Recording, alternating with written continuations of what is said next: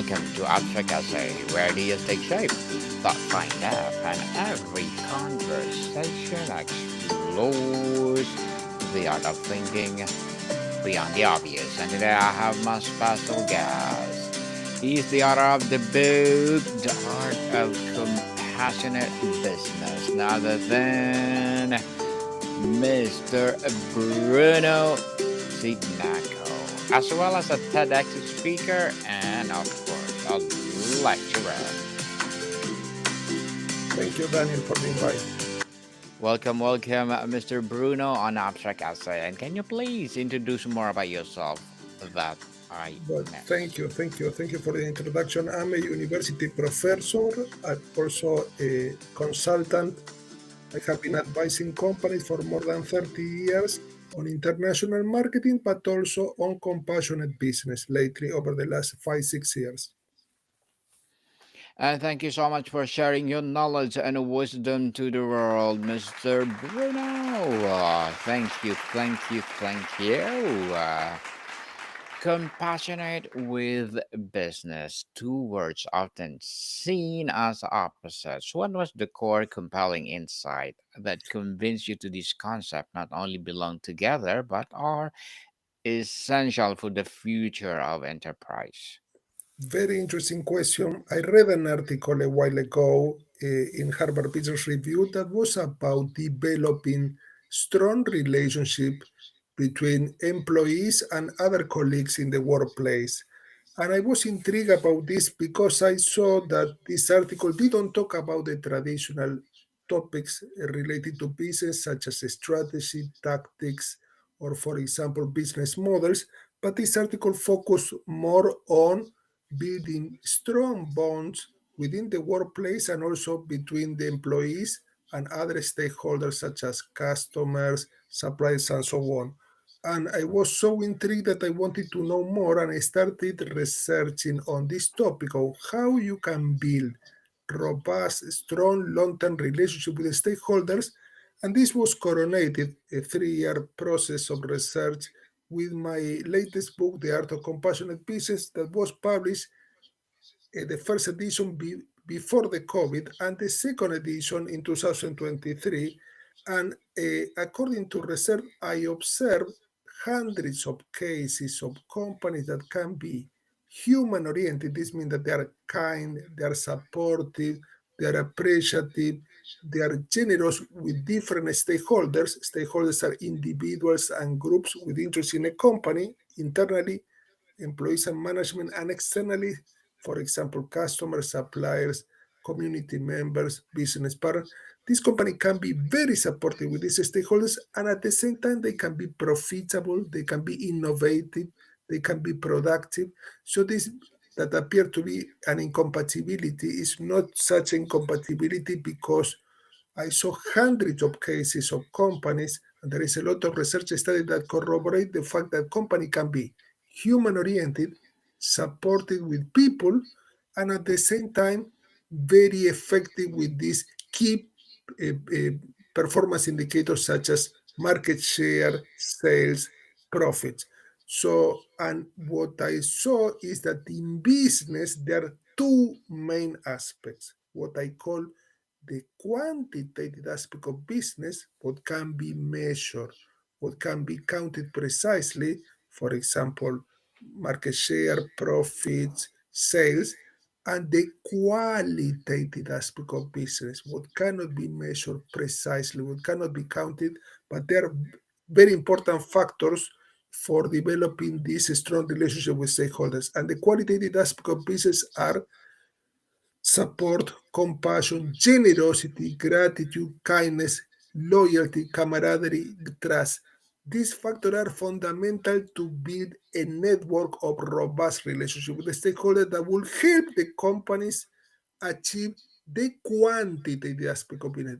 This qualitative aspect of business will help companies achieve more profits, more market share, more sales, because when you build a strong relationship with the stakeholders, this stakeholder will help you achieve these economic parameters. So this is quite interesting because sound counterintuitive. Many people believe that you have to pursue profit first in order to get successful from the economic perspective, but my thesis and my paradigm that I propose in the book is the opposite. You pursue first strong relationship with the stakeholders, and by doing so, you are more likely to be supported by these stakeholders to achieve more profit, more market share, more productivity, more innovation. Interesting, Mr. Bruno. Was there a specific moment or case study that served as your ignition point, proving the human oriented approach could drive tangible, superior business results? Well, let's give an example of a company that I mentioned in the book that is Patagonia. Patagonia is a company that they manufacture outdoor attire. So this means articles of clothing, items of clothing. And they're very popular. It's a very popular brand and has very good reputation, this company, and very good brand image. In order to understand how this company works, we have to understand that this company is not only in the marketplace to develop good products and to be profitable. But this company also try to treat its employees in the kindest way possible. They try to support them, they try to be appreciative with them. And how to do this in practice? Many of the employees working for Patagonia have children, and this company understood how important it is to support these employees, and they have a nursery on site. So this means that employees that go to work can take their children with them, and they can leave their children at the nursery paid by the company while they work, and they can meet their children during the break time, for example, at midday, and they can talk to them, play with them, and then they can go back to work. So this means that these employees do not have to worry about paying for childcare when they're working because they will be in the same area of the premises where they're working. So this means that this is a very nice example where the company not only want employees to be productive, but appreciate these employees' contributions, and they try to support this employee by providing this employee with childcare facilities on site free, all paid by the company. But there is another example of how this company is supported with different stakeholders, for example, communities and the environment. This company observed that the most important purpose of their business activity is to support the environment. So they want to leave a better planet not only for this generation, but for future generation. And how they do this? They support many environmentally friendly projects. And when you see on the website, they say in a metaphorical way, in a figurative way, they say that the owner of the company, the main shareholder of the company, is the planet. Very nice way to put it because this means that the main purpose of this company being in the marketplace is to live a better world from the environmental perspective, from the ecological perspective, and they this company devote a very important part of their profit to support environmentally friendly projects. So this means that they are actively contributing from the economic perspective to live a better planet. And as an example, this company tried to use as much as possible organic cotton. Organic cotton means that is a raw input that doesn't have any pesticides, doesn't have any chemical ingredients, and this is cultivated naturally. And this is used, for example, for the attire that they manufacture. Why so important? Because when you use organic cotton, you are less likely to have a negative impact on the environment. The organic cotton is not polluting as compared with the traditional cotton. So this is a very important example on how a company can have a good brand image, a good reputation. This company is very profitable. This company has been growing over the last few years in a very exponential way, and at the same time can help, for example, employees and can help the environment thrive. So this is a very interesting example about the topic. Mr. Bruno, how do you define compassion in a business context? Is it about empathy, action, or a specific set of operational principles? Very interesting question. So compassion is different from empathy. Go one step beyond. Compassion implies three main factors. When a person is compassionate with others, and this can be applied to business environments and non-business environments. When a person is compassionate with others, this person understands how the other person thinks, so they understand how the other person thinks, but also this person, the compassionate person, understands how the other person feels, how what the emotion that the other person is experiencing.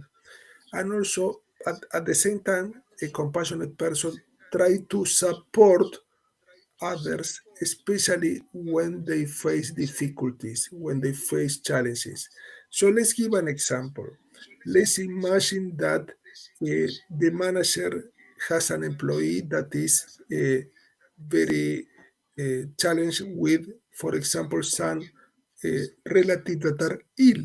They have, for example, the partner of this employee is in a very critical condition, is very ill, and so on.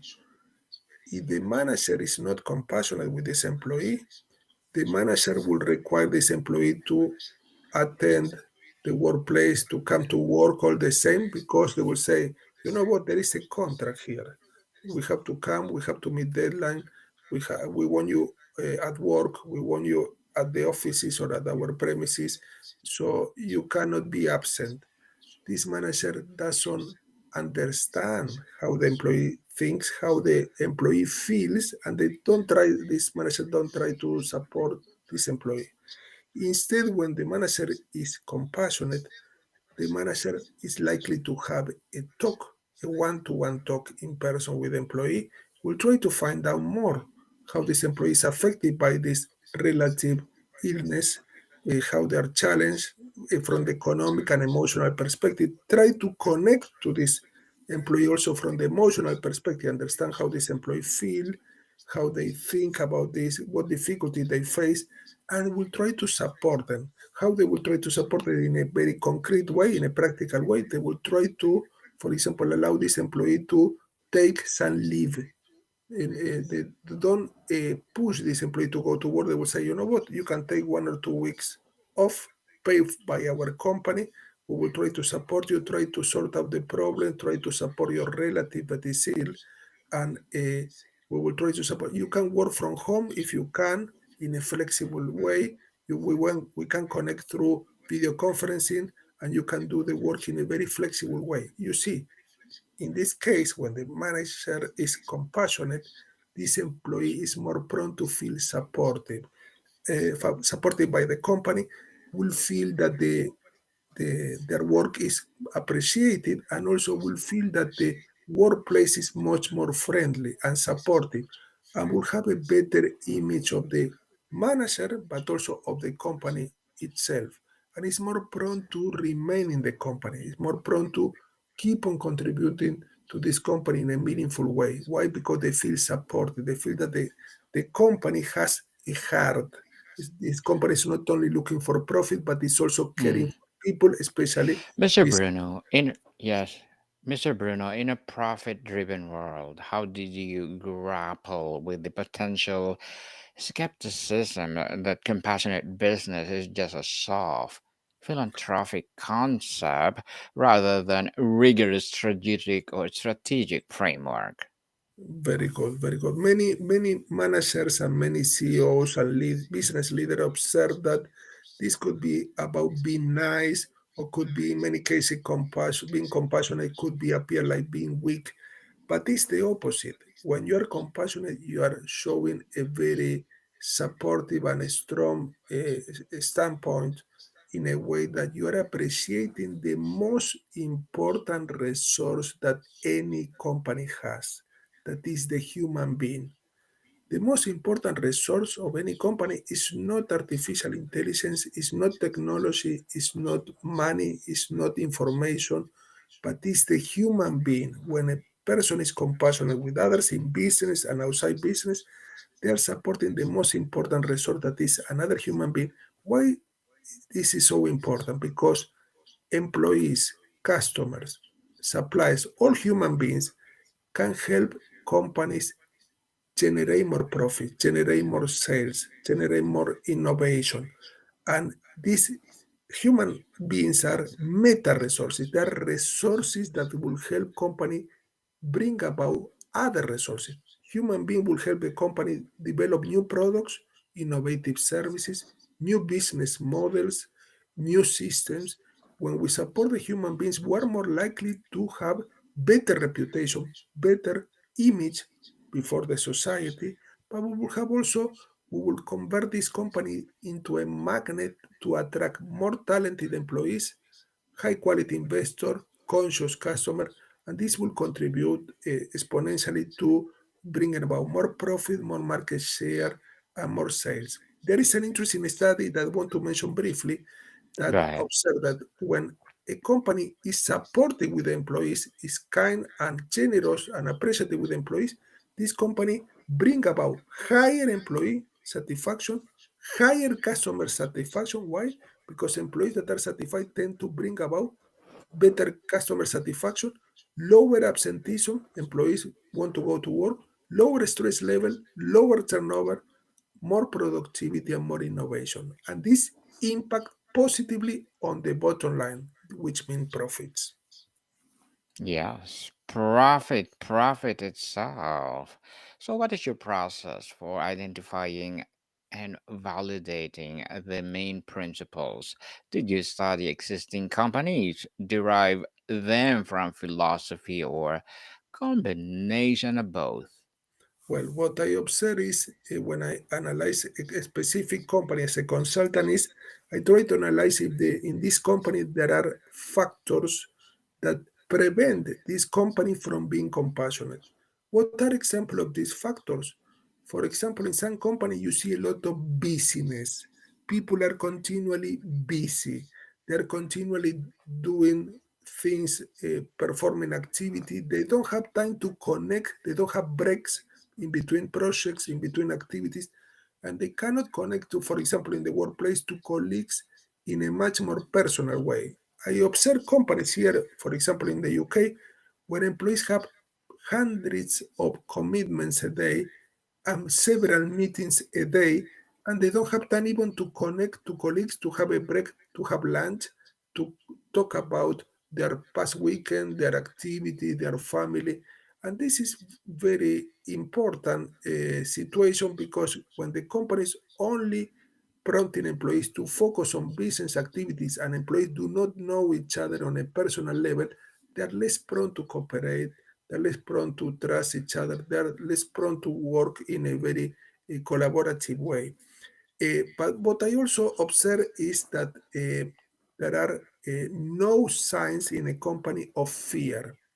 Companies that are less likely to be compassionate with the stakeholders are the ones that are driven by fear. What do I mean? In many workplaces, you observe that employees are fearful of making mistakes. They are fearful of being fired by their managers. They are fearful of, for example, proposing new ideas.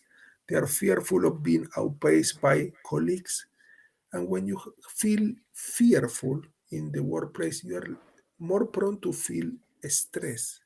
You're more prone to feel defensive and you are less prone to trust your colleagues. You're less prone to cooperate.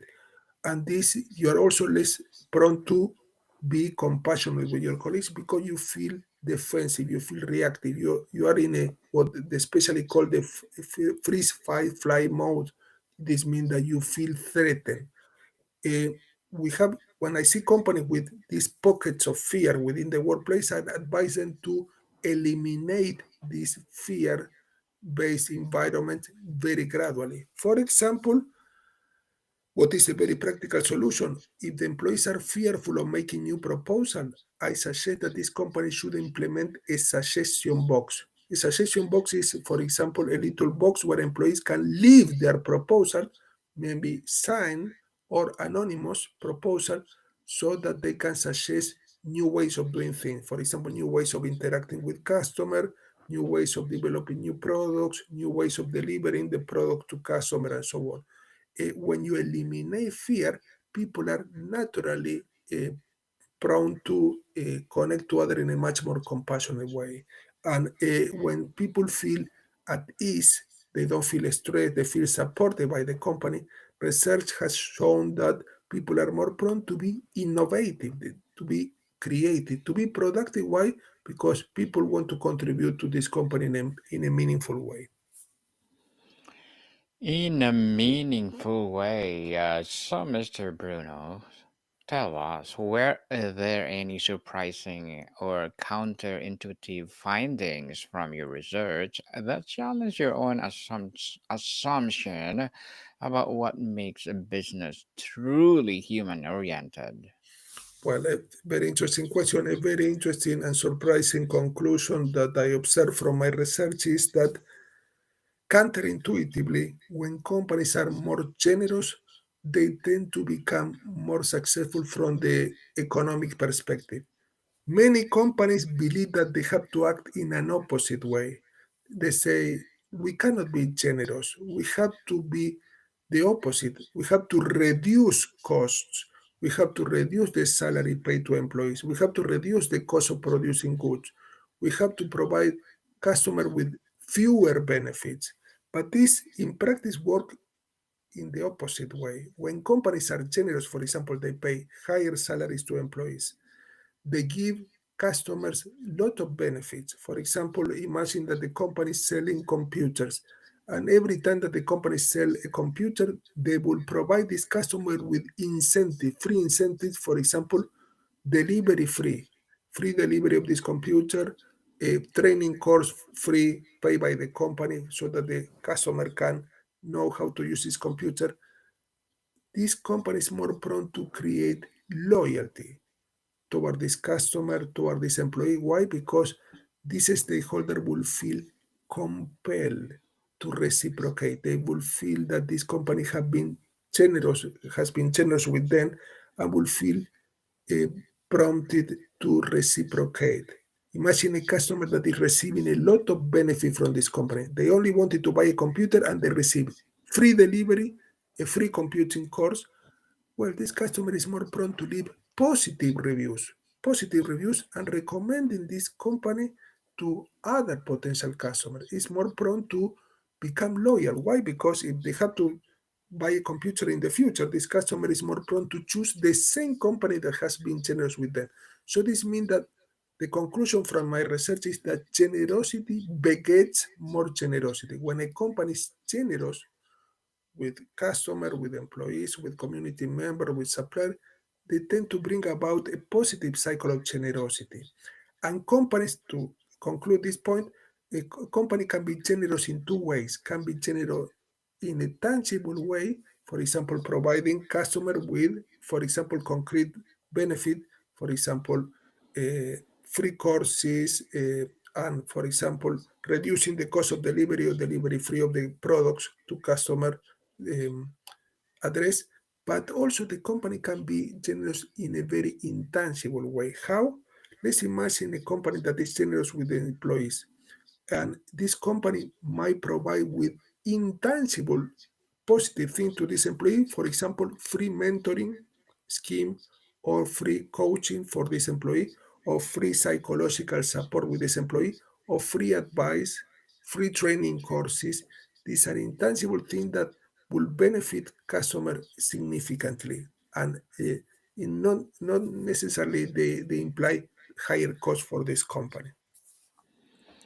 Yes, people, be generous because Mr. Bruno said generous begets generosity. So, what is the most challenging concept to translate from a beautiful ideal into a practical, actionable business principle that readers could apply Monday morning? Well, whatever the position that you have in a company, supposing that you are the CEO, or you are the one cleaning the bathroom, or you are the one interacting with a customer, You can always introduce more compassion in the workplace. A very interesting question that listeners have to ask themselves is, how can I add more value to different stakeholders, to my colleagues, to customers, to suppliers, to any other stakeholder? And why is so important to be aware of the importance of being compassionate? Because when you are compassionate with others, you generate a positive cycle of compassion.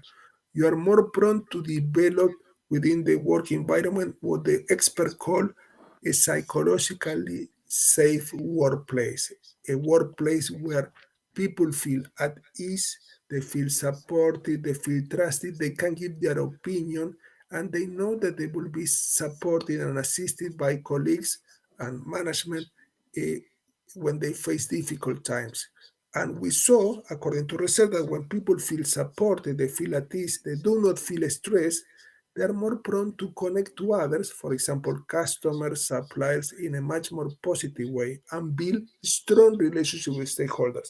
So I encourage listeners to ask this self-reflection question on a regular basis. How can I add more value to my colleagues? How can I add more value to customers? How can add more value to other stakeholders that I'm interacting with? Yes, how to give value to yourself too. And Mr. Bruno, what is the most common resistance you anticipate from a traditional business leader, and how does your book directly address that Well, concern? the most important resistance that I observe in practice is that many leaders said that they're in business only to make profits. But I want to ask this leader a very interesting question. Where do profit come from? They don't come from nowhere. They come from specific activity that the company perform, for example, manufacturing products, selling products, serving customers, and these activities need to be supported by stakeholders. You cannot perform this activity without the help of a stakeholder. You cannot sell product without the help of employees supporting this company, people from the marketing department, from the administrative department, production department. So you need employees, but also you need customers to make profits and you need suppliers to make profit. Wouldn't it be nice to have all these stakeholders on the company's side? So when business leaders they tell me that they are in business to make profit, I will tell them that they cannot obtain profit and higher sale and higher market share without the help of people. And when you help people, when you support people, when you assist them in a positive way on a regular basis, these people, customers, suppliers, employee, and other stakeholders are more prone to cooperate with your company. You don't have to force them to cooperate. They will cooperate with your company willingly. Why? Because they feel supported and appreciated by your company and they're more prone to behave in a collaborative way. Yeah, collaborative way for sure. And Mr. Bruno, what is one piece of conventional cutthroat business advice that your book directly refutes? And what is the compassionate alternative you propose? Well, the most important piece of advice that I will say that is something that many companies apply and is wrong is that you only have to focus on what can be measured precisely. Many companies I observe that they want to measure everything. They want to measure, for example, how much they grew from one year to the other.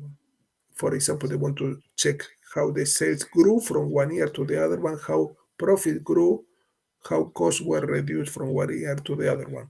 This is important, but it's not the only set of factors that need to be considered. A very famous thought leader observed, not everything that counts can be counted, not everything that can be counted counts.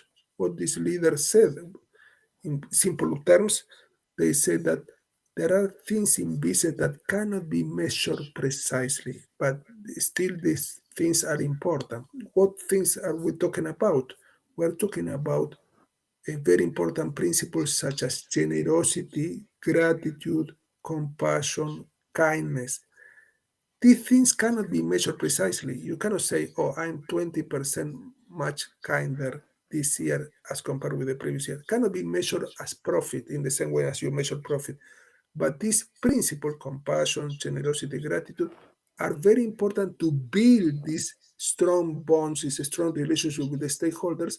And as we saw before with the examples, when you build a strong relationship with the stakeholder, you build sustainable relationship with the stakeholder where all parties win. The company wins, the employees win. Company wins, the customer win, companies win, suppliers win. When you build this robust relationship with stakeholders, these stakeholders tend to support your company in an unconditional way and will help you achieve profit. The most important lie that you see in business is that companies should pursue profit only with as a sole purpose. And we have to understand that you have to pursue profit and build a strong relationship with the stakeholders. Why is so important? Because if you only pursue profit, if you only try to achieve the highest profit possible, in many cases you will tend to achieve this profit by all means. For example, in some cases, unethical means. You will try to achieve profit, but also exploit the employees, what is negative. You will try to achieve profit, but also deceiving customer or polluting the environment. If you only put profits as the only factor for business success, you will try to attain this profit, achieve this profit by all means, what is not good. This will affect the company's image in a negative way because if a company is manipulating employees, uh, exploiting uh, and employees, manipulating customer or deceiving suppliers, well, this company won't have good reputation, won't have a good brand image, and is less likely to obtain higher profit, less likely to be uh, with a big market share and so on. Interesting, Mr. Bruno, and thank you so much for sharing your knowledge and wisdom to the world. And before we wrap up our discussion for today, I'm inviting you to please do listen to my other podcast, people, because my abstract essay is already in fifth season. Abstract poetry in second season. I'm a book 101 review in fifth season too. Comedy 101 second season. I'm a food 101 in fifth season as well. Geography 101, love letters. Movie 101 review, Music 101, Art fourth season, Science 101, Sex 101 in second season, and my baby podcast, Law 101, Mental Health 101, and Bible Verses 101. Please listen to them wherever you listen your podcast. So, Mr. Bruno, ultimately, what is the one feeling or call of to action you hope readers are left with after turning the final page of the art of compassionate business?